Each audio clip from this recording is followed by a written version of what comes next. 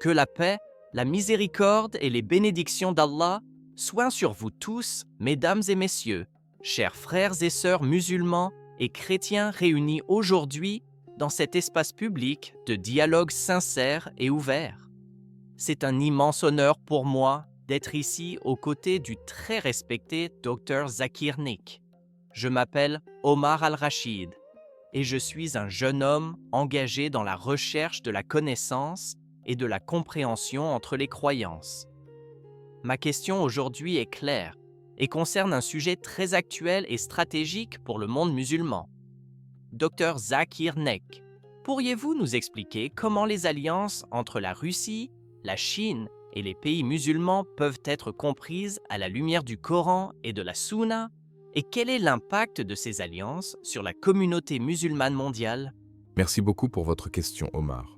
Que la paix et la miséricorde d'Allah soient sur vous, ainsi que sur toute l'assemblée ici présente. Tout d'abord, il est important de rappeler que le Coran nous enseigne la sagesse, la réflexion et la prudence dans toutes nos décisions, qu'elles soient sextekasaïtaines, soient personnelles, sociales ou politiques. Allah dit dans le Saint-Coran, « Vous qui croyez, observez strictement la justice et soyez des témoins équitables, même si cela est contre vous-même ou vos proches. » Sourate An-Nisa 4135. Ce verset nous rappelle que dans toutes nos relations, y compris les alliances stratégiques entre nations, la justice et l'équité doivent primer. Quand nous parlons de l'alliance entre les pays musulmans et des puissances comme la Russie et la Chine, nous devons d'abord analyser les motifs, les bénéfices et les risques, non pas uniquement à travers une perspective politique ou économique, mais également spirituelle et morale. Le prophète Mohammed, paix et bénédiction sur lui, a enseigné que la relation entre les êtres humains, ainsi qu'entre les nations, doit être guidée par le bien commun et la préservation des droits des plus vulnérables. Dans un hadith rapporté par Abu Daoud et Al-Tirmidhi, le prophète, paix et bénédiction sur lui, dit « Le meilleur des hommes est celui qui est le plus bénéfique pour les gens. » Cela signifie que chaque alliance ou partenariat doit viser à protéger la dignité humaine, la justice et la sécurité, plutôt que de servir uniquement les intérêts d'un groupe particulier. Ainsi, lorsque les pays musulmans établissent des relations avec des puissances comme la Russie ou la Chine, il est impératif que ces relations soient basées sur la coopération bénéfique et le respect mutuel, et qu'elles ne compromettent jamais les principes de justice énoncés par Allah. Historiquement, le monde musulman a toujours interagi avec des puissances extérieures. L'exemple des califats, notamment celui d'Omar ibn al-Khattab, qu'Allah soit satisfait de lui, nous montre comment les alliances pouvaient être stratégiques, mais toujours guidées par l'éthique et la morale. Omar ibn al-Khattab a fait preuve d'une grande prudence lorsqu'il a établi des relations avec des royaumes voisins, en veillant à ce que la justice et la sécurité des musulmans soient préservées. Aujourd'hui, la Russie et la Chine représentent deux puissances mondiales dont les influences économiques et militaires sont considérables. Pour les pays musulmans, collaborer avec ces nations peut offrir des opportunités pour le développement économique, la sécurité et la stabilité. Cependant, il faut rester vigilant afin de ne pas devenir dépendant ou compromis dans nos valeurs religieuses et morales. Allah dit dans le Coran, « Et ne vous faites pas d'alliés avec ceux contre qui Allah vous a rendu en puissance, tout en observant les alliances et les traités de manière juste. » Sourate Al-Mumtahana 68. Ce verset souligne que la coopération n'est pas interdite, mais elle doit toujours être mesurée, réfléchie et conforme à la justice divine. Il ne s'agit pas de rejeter toutes les alliances, mais de les évaluer selon le bénéfice réel pour la communauté musulmane et selon les principes éthiques de l'islam. En pratique, une alliance stratégique avec la Russie ou la Chine peut inclure des aspects tels que le commerce, la technologie, la sécurité et la coopération militaire. Ces alliances peuvent renforcer la position des pays musulmans sur la scène internationale, mais elles doivent également respecter la souveraineté, l'indépendance et la dignité des nations impliquées. Il est dangereux de placer la sécurité et la prospérité matérielle au-dessus des valeurs morales et de la foi. Par ailleurs, le prophète Mohammed, paix et bénédiction sur lui, a enseigné l'importance de l'intelligence et de la diplomatie dans la gestion des relations avec autrui. Dans un hadith rapporté par Al-Bukhari et Muslim, le prophète dit Le croyant n'est jamais trompé par son intelligence, mais il utilise toujours le discernement pour atteindre le bien. Ainsi, les dirigeants musulmans doivent faire preuve de discernement lorsqu'ils négocient avec d'autres puissances. Ils doivent s'assurer que les alliances ne nuisent pas aux droits fondamentaux des peuples, ne propagent pas l'injustice et ne compromettent pas la foi. Une alliance stratégique doit renforcer la communauté musulmane et non la fragiliser. Omar, vous avez posé une question pertinente. Quel est l'impact de ces alliances sur la communauté musulmane mondiale? L'impact peut être multiple. D'un côté, cela peut favoriser le développement économique, la sécurité et le progrès scientifique et technologique. De l'autre, si ces alliances sont mal gérées, elles peuvent engendrer des tensions internes, des dépendances politiques, et même compromettre l'indépendance et l'éthique des nations musulmanes. Le Coran nous guide sur ce point. Ne laissez pas vos biens et vos alliances vous détourner de la justice et de la miséricorde. Sourate Al-Maïda 5.2. Cette guidance est essentielle. Toute relation extérieure doit être équilibrée avec les principes d'équité, de justice et de respect de la foi. Il ne s'agit jamais seulement de gains matériels, mais de la préservation de la dignité, de la justice et de la paix. Maintenant, comment pouvons-nous rapprocher cette discussion des valeurs universelles partagées avec nos frères et sœurs chrétiens présents ici? Tout d'abord, il faut comprendre que le dialogue interreligieux n'exige pas que nous acceptions toutes les visions politiques, mais qu'il nous permet de réfléchir ensemble sur la justice, l'éthique et la paix. Dans la Bible, nous trouvons des enseignements similaires concernant l'importance de la justice, de la paix et de la bienveillance envers autrui. Le fait que des musulmans et des chrétiens puissent discuter de manière respectueuse des alliances internationales démontre que la recherche du bien commun est une valeur partagée. Par ailleurs, Allah nous a donné le Coran pour nous guider non seulement dans la spiritualité, mais aussi dans nos interactions sociales et politiques. Les versets sur la justice, la sagesse et la prudence sont universels et peuvent inspirer toutes les nations à construire des relations équitables et bénéfiques. Dans ce contexte, une alliance stratégique n'est pas seulement une affaire de géopolitique, mais également une question morale. Si les alliances sont utilisées pour renforcer le bien, protéger les droits et promouvoir la justice, elles sont pleinement conformes aux enseignements du Coran. Pour illustrer ce point, considérons un exemple concret. Si un pays musulman collabore avec la Chine dans le développement de technologies propres et durables, cela peut bénéficier non seulement au pays lui-même, mais à la communauté mondiale. Cela reflète l'enseignement du prophète, paix et bénédiction sur lui. Chaque action qui profite à la société et préserve la vie et la dignité humaine est un acte louable. De même, si une alliance avec la Russie contribue à la sécurité et à la stabilité dans des régions affectées par les conflits, elle peut réduire les souffrances humaines et protéger les droits des opprimés. Le Coran nous exhorte à protéger les faibles et à ne jamais favoriser l'injustice. Ceux qui, lorsqu'ils commettent une injustice contre eux-mêmes ou contre autrui, demandent de pardon à Allah et agissent avec justice, ceux-là recevront la miséricorde. Sourate Ash-Shura 42, 30-31. C'est pourquoi il est crucial que les dirigeants musulmans évaluent chaque alliance à travers le prisme de la justice et de l'éthique, et non uniquement par le calcul des gains matériels ou stratégiques. En conclusion de cette première partie, Omar, il est clair que les alliances stratégiques entre le monde musulman, la Russie et la Chine peuvent être bénéfiques si elles sont guidées par la justice, la prudence et la sagesse. Le Coran et les hadiths nous offrent une lumière précieuse pour naviguer dans ces relations complexes. Chaque décision doit viser le bien commun, la protection des droits et le maintien des valeurs islamiques.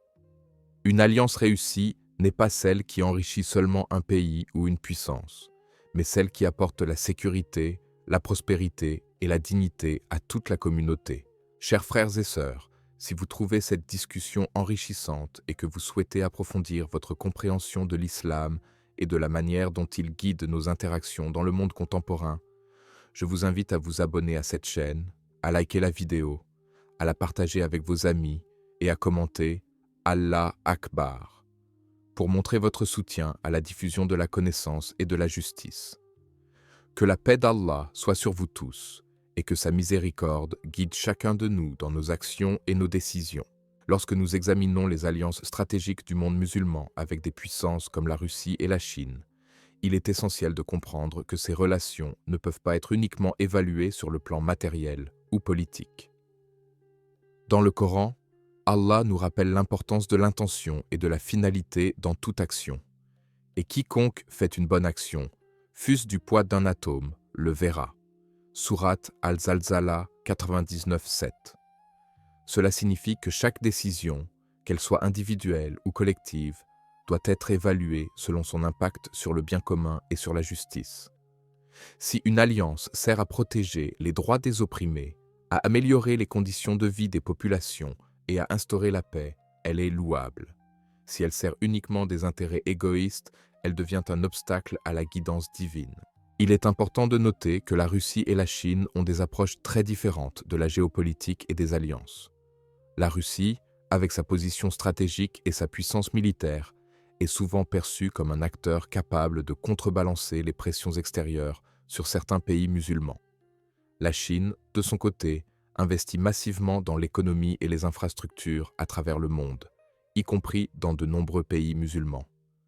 Pour un pays musulman, la collaboration avec ces nations peut signifier un accès à des technologies avancées, à des marchés internationaux et à un soutien dans la sécurité régionale. Cependant, le Coran nous enseigne: ne vous laissez pas séduire par le monde au point d'oublier la justice et la miséricorde. Sourate Al-Maïda 5:2.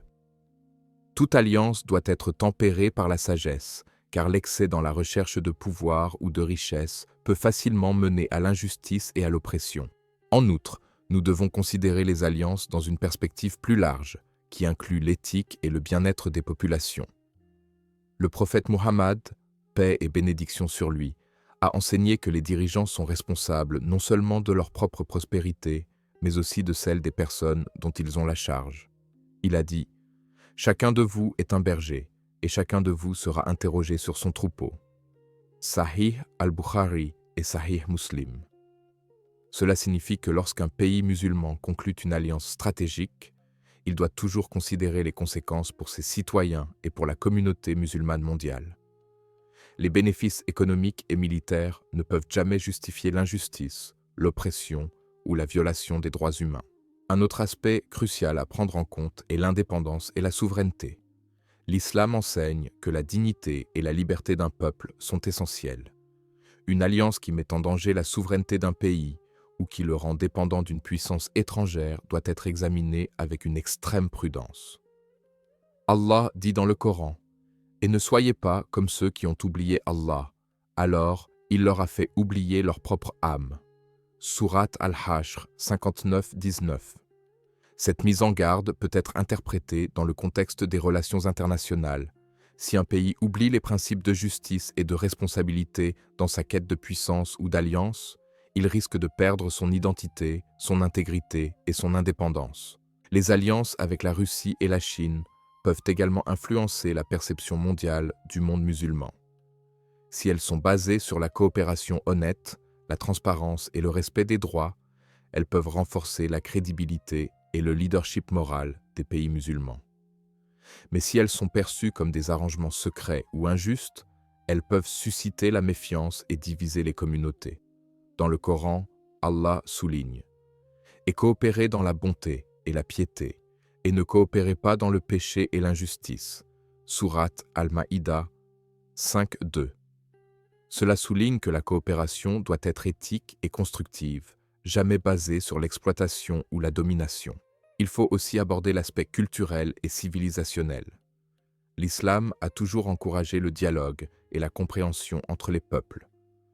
Une alliance stratégique ne se limite pas à l'économie ou à la sécurité.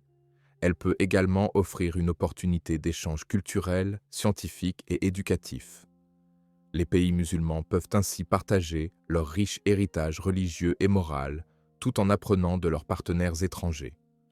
Cela correspond à l'enseignement coranique. « Ô hommes, nous vous avons créés d'un mâle et d'une femelle, et nous avons fait de vous des nations et des tribus, afin que vous vous connaissiez. » Sourate Al-Hujurat 49-13. Chaque interaction, qu'elle soit économique, politique ou culturelle, doit viser à rapprocher les peuples dans le respect et la connaissance mutuelle, et non à les dominer ou les exploiter. Un autre point important concerne la sécurité et la stabilité. Dans le monde contemporain, de nombreux pays musulmans font face à des défis sécuritaires, à des conflits internes et à des pressions extérieures. Les alliances avec des puissances mondiales peuvent offrir un soutien crucial dans ces domaines. Mais là encore, la prudence est essentielle. L'islam enseigne la patience et la réflexion avant de conclure des accords qui pourraient avoir des conséquences à long terme. Allah dit « Et consulte-les dans les affaires. Puis, lorsque tu as pris une décision, place ta confiance en Allah. » Sourate Al-Imran 3159. Cela nous montre que la consultation, la réflexion et la confiance en Allah sont les clés de toute décision stratégique réussie. De plus, nous devons réfléchir aux effets de ces alliances sur les relations intramusulmanes. Si certains pays musulmans s'alignent fortement avec des puissances extérieures, cela peut créer des déséquilibres ou des tensions entre les nations de l'Oumma. Le prophète Mohammed, paix et bénédiction sur lui, a encouragé l'unité et la coopération entre les musulmans, disant « Les croyants dans leur entraide et leur amour sont comme un seul corps. Si une partie souffre, tout le corps souffre. » Sahih Muslim. Ainsi, toute alliance stratégique doit également prendre en compte l'impact sur l'unité et la solidarité de la communauté musulmane mondiale. Enfin, il est nécessaire de rappeler l'importance de l'éthique dans toutes les transactions et collaborations. L'islam ne sépare jamais la dimension matérielle de la dimension morale.